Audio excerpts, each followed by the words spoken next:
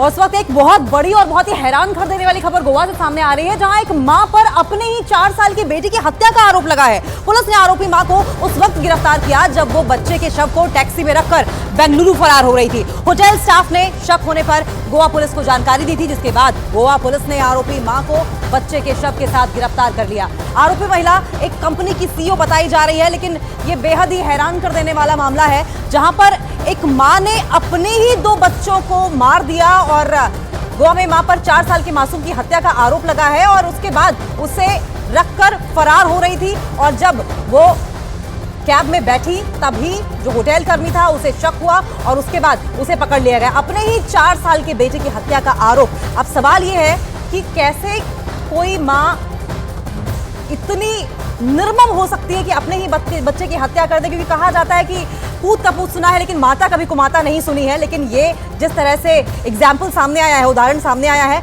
ये वाकई इस जो प्रोवर्ब है उसे चरितार्थ करता है। पुलिस ने आरोपी मां को उस वक्त गिरफ्तार किया जब वो बच्चे के शव को टैक्सी में रखकर भागने की कोशिश कर रही थी।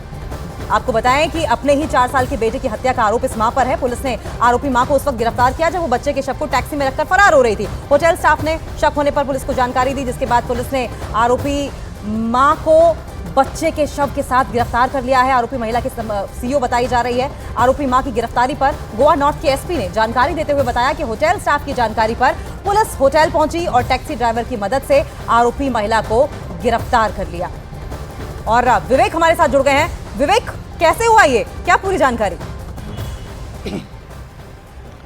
देखिए, आपको बताना चाहेंगे कि जो महिला है जिसका नाम सुचिता सेठ बताया जा रहा है, 6 जनवरी को वो बैंगलोर से गोवा आती है और प्लान के तहत अपने बेटे की हत्या के लिए गोवा में एक बड़े होटल में रूम बुक करती है और सबसे पहले अपने 4 साल के बच्चे की हत्या करती है। हत्या करने के बाद बाकायदा उसकी बॉडी को एक बैग में डंप करती है और बैग में डंप करने के बाद एक प्राइवेट टैक्सी बुक करती है जो गोवा से बेंगलुरु को जाए। महिला टैक्सी बुक करने के बाद गोवा से निकल भी जाती है, लेकिन होटल जो कर्मचारी उनको लगता है कि जो महिला थी अपने 4 साल के बच्चे के साथ आई थी, लेकिन चेकआउट उसने बच्चे के साथ नहीं किया था, जिसकी जानकारी होटल कर्मचारी पुलिस को देते हैं। फिर पुलिस जो है वो टैक्सी ड्राइवर को लोकेट करती है, उसका नंबर निकालती है और बहुत ही सूझबूझ से पूरा केस सॉल्व किया गया है, क्योंकि महिला को भनक न लगे कि पुलिस उसका पीछा कर रही है। इसलिए गोवा पुलिस ने जो गोवा के लोकल ड्राइवर था उसे कोंकणी भाषा में उसे बताया कि हो सकता है कि वो बच्चे की हत्या कर दी हो और उसकी माँ उसकी प्राइम सस्पेक्ट है, और उसे कोंकणी भाषा में बोला कि वो अपनी टैक्सी जो है वो नजदीकी पुलिस स्टेशन में पहुंचाए और जिस पुलिस स्टेशन में पहुंचाएगा वहां पर उसकी जानकारी गोवा पुलिस को दे।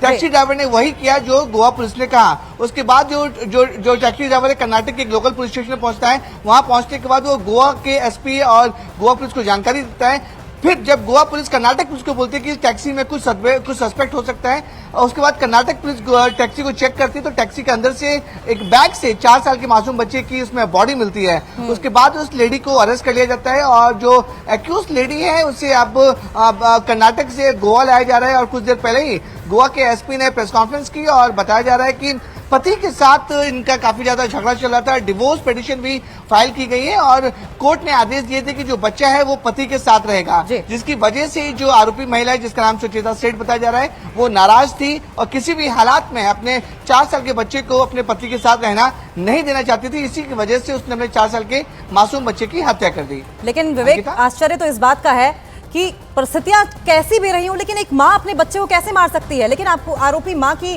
गिरफ्तारी पर गोवा नॉर्थ के एसपी ने जानकारी देते हुए बताया है कि होटल स्टाफ की जानकारी पर पुलिस होटल पहुंची और टैक्सी ड्राइवर की मदद से आरोपी महिला को गिरफ्तार कर लिया। Once she checked out the staff of the hotel, when they were cleaning the room, they found some red colored stains which is suspected to be blood. And there was another suspicion because when she came with the boy and she left, there was no boy. So immediately they informed the police station. The police station team under the leadership of PI Paresh immediately went to the hotel and they checked, and prima facie it looked like blood.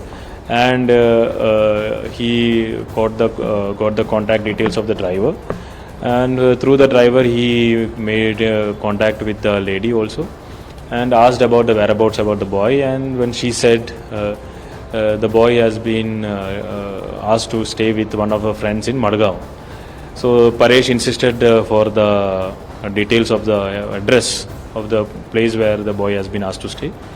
So she gave a address which was verified by PI Fathoda, and when PI Fathoda was asked to verify, when PI Fathoda went to verify that address was found to be fake. ये बड़ी अजीब सी सनक है कि बच्चा मेरे पास रहेगा नहीं तो मैं उसे जिंदा नहीं रहने दूंगी। इस तरह की सोच है ये विवेक। क्या बच्चे के पिता से संपर्क हो पाया है पुलिस का?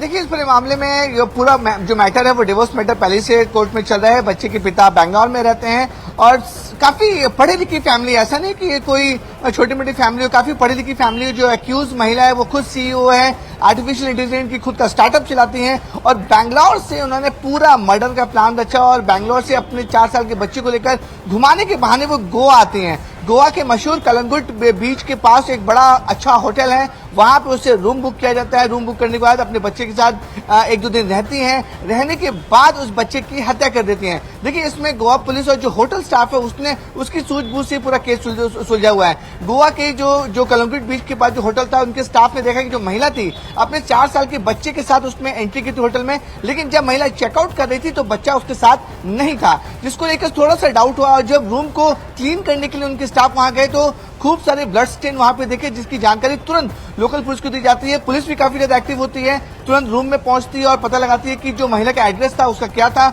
और जिस महिला ने टैक्सी बुक कराई है वो टैक्सी का ड्राइवर कौन है।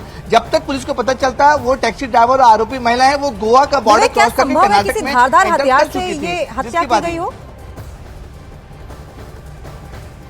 देखिए अंकिता, इस पूरे मामले में गोवा पुलिस का कहना है कि इन्वेस्टिगेशन अभी चल रही है, क्योंकि बॉडी जो है वो गोवा पुलिस जो है वो कर्नाटक से लेकर अभी गोवा पहुंचने वाली है। आरोपी महिला भी साथ में है, बॉडी का पोस्टमार्टम होगा। लेकिन जिस तरीके से होटल रूम के अंदर ब्लड स्टेन मिले तो हो सकता है कि स्टैबिंग की गई हो, धारदार चाकू से बच्चे की हत्या की गई हो। लेकिन पुलिस का साफ तौर पर कहना है पोस्टमार्टम होगा, पोस्टमार्टम के बाद ही साफ हो पाएगा कि बच्चे की हत्या किस वजह से की गई है। ये जो घटना है इसने मां की ममता पर सवाल जरूर खड़े कर दिए हैं। गोवा पुलिस की ओर से क्या कुछ कहा गया है, एक बार फिर से सुनवाते हैं आपको। When she checked out the staff of the hotel, when they were cleaning the room, they found some red colored stains which is suspected to be blood. And there was another suspicion because when she came with the boy and she left, there was no boy. So immediately they informed the police station. The police station team under the leadership of PI Paresh immediately went to the hotel and they checked, and prima facie it looked like blood.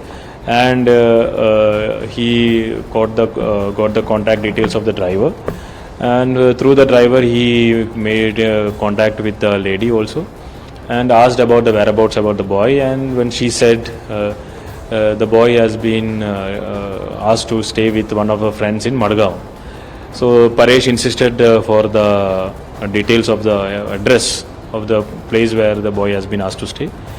So she gave a address which was verified by PI Fathoda, and when PI Fathoda was asked to verify, when PI Fathoda went to verify that address was found to be fake.